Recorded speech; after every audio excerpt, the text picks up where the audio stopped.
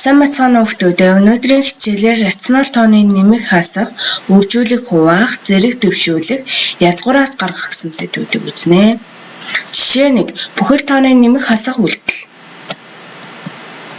Дараах бодлогонуудыг гүйцэтгэхдээ эрэг тоонуудын нийлбэр эрэг тоо, сөрөг тоонуудын нийлбэр сөрөг тоо байна.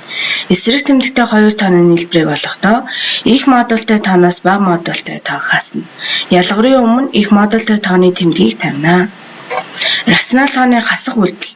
Рационал тооны хасах үйлдэл гүйцэтгэхдээ А-гаас хасах нь Б тэнцүү, А дээр нэмэх нь хасах Б гэдгийг ашиглан нэмэх үйлдэл гүйцэтгэх дүрмийг баримтлана. Эхний бодлогын хувьд эрэг тоонуудын нийлбэр эрэг тоо байна гэсэн учраас нэмэх 100.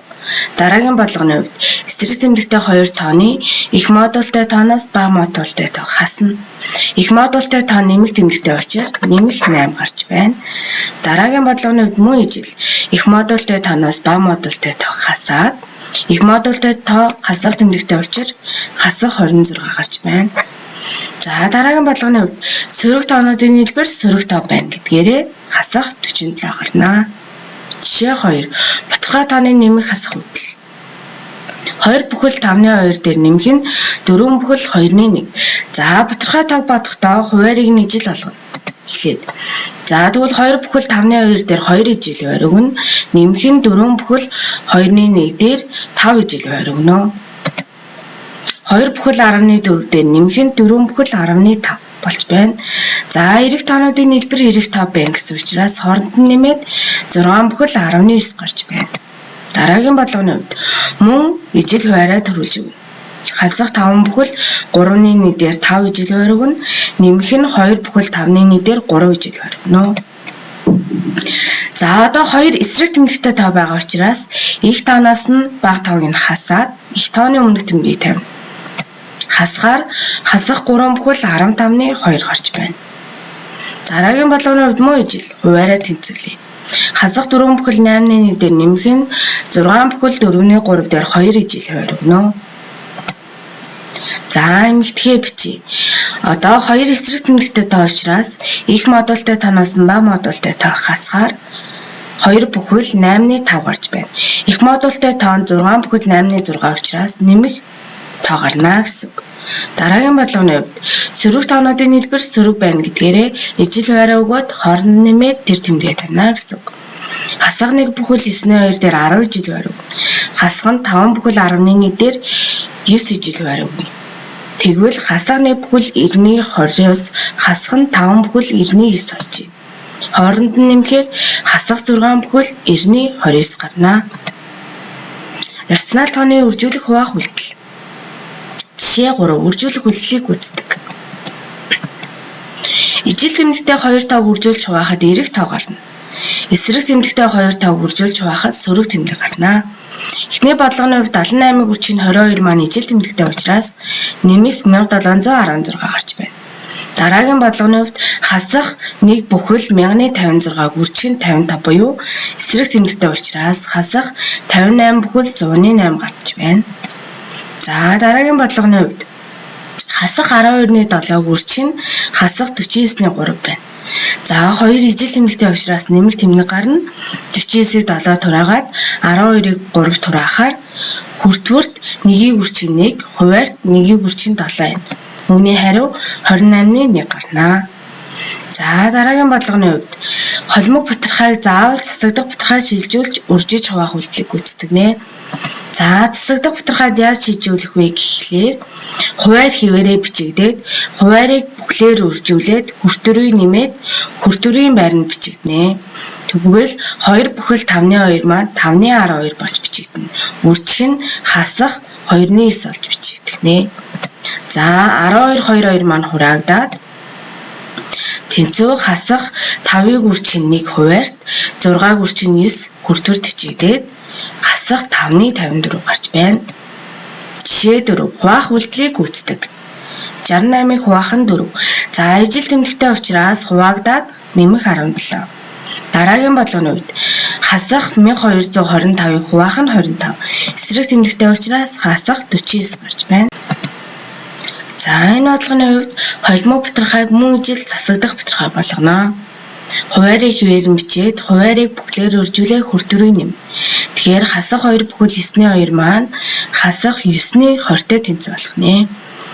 Хуваахан гэх үйлдэлийг үрчиг нь олгоод арын тооны хүртүр байрын байрыг сольж өгнө. Хасах 1 бүхэл 9-ний 1 маань 9-ний 10-тай тэнцүү болж байна. Тэгвэл хүртүр байрын байр солигдохоор хасах 19-тэй тэнцүү болно. 9 хураагдаад 20 10-тай хураагдахаар 2 гарч ийн. 2 ижил тэмдэгтэй учраас нэмэх 2-ын тоо гарна. За дараагийн бодлогын хувьд эхний тоо хിവэрээ бичигдээд хуваах нь хасах 1 бүхэл 5-ны 2-ыг мөн ижил холимог бутархайг засагдах бутархай шилжүүлэхээр хасах 5-ны 7 болж байна. За хүртүр байрын байрыг сольж өгөхөөр хасах 7-ны 5-тай тэнцүү болно. За хураагдахаар хасах 5-ны 2 гэсэн хариу гарч байна. Натурал илэрхийлэгчтэй зэрэг. Жишээ 5. За зэргийн чанар ашиглаад энэ бодлогонуудыг ботно. Ямар ч тооны тэг зэрэг нь нэгтэй тэнцүү байдаг учраас 5-ын 1 зэрэг нь 1 гарч байна. За суурьуд нь ижил байх юм бол илтгэгчүүдийг хооронд нь нэмдэг. Тэгвэл 2-ын 5 зэргийг үржих нь 2-ын 3 зэрэг илтгэгчүүд нэмэгдэхээр 2-ын 8 зэрэгтэй тэнцүү байна. За мөн адил хуваах үйлдэл хийж байгаа учраас илтгэгчүүдийг хооронд нь хасгаар 5-ын 3 зэрэг гарч байна. За дараагийн бодлогын хувьд зэргийг зэрэг төвшүүлэхдээ илтгэгчүүдийг үржүүлнэ. Тэгвэл илтгэгчүүдийг үржүүлэхээр 5-ын 6 зэрэг гарч байна. За дараагийн бодлогын хувьд суурьуд нь ижил байгаа учраас илтгэгчүүдийг хооронд нь нэмэхээр x-ийн 8 зэрэг гарч байна. За энэ бодлогын хувьд мөн ижил 50-ыг үржих нь илтгэгчүүд хоорондоо нэмэгдэхээр n-ийн 10 зэрэгтэй тэнцүү болно. Рационал тоог зэрэг төвшүүлэх рационал тооноос язгуур гаргах. Жишээ 6. Үржил ба навдраас язгуур гаргах. За энэ зарчмыг шиглэн бодлого өгөх нэ. Язгуур дор 45. 45 гэдэг маань 95-ийн үржил байгаа. Тэгвэл үүнийг нь салгаж бичих юм бол язгуур дор 9-ийг үржих нь язгуур дор 5 буюу язгуур дор 9-өөс 3 язгуур гарахаар 3-ыг үржих нь язгуур дор 5. Тэнцүү 3 язгуур дор 5 гарна.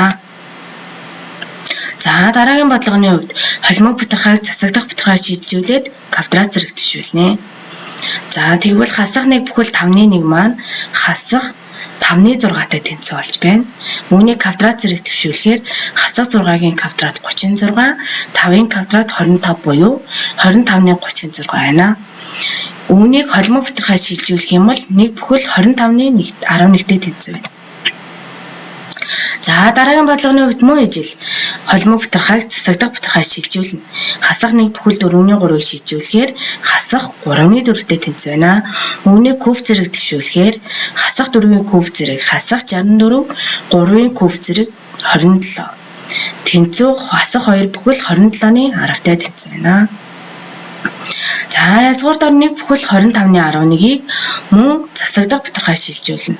Үүнийг шилжүүлэхээр язгуур дор 25-ны 36 гарч байна. 25 гэдэг маань 5-ын квадрат, 36 маань 6-ын квадрат учраас үүнийг язгуураас гаргахаар 6-ны 5 буюу 1 бүхэл 5-ны 1-тэй тэнцүү байна. За куб зэрэгээс язгуур гаргах. Хасах 2 бүхэл 27-ны 10. За үүнийг мөн ижил холимог бутархайг засагдах бутархай шилжүүлнэ. Тэгвэл куб язгуур дор 27-ны хасах 64. За 27 гэдэг маань 3-ын куб зэрэг байна. Хасах 64 маань 4-ийн куб зэрэгтэй тэнцүү учраас үүнээс язгуур гаргахаар хасах 1 бүхэл 3-ны 1-тэй тэнцүү болж байна. Гэрийн даалгавар. Дараах илэрхийллийн утгыг олоорой. Анхаарал хандуулсанд баярлалаа.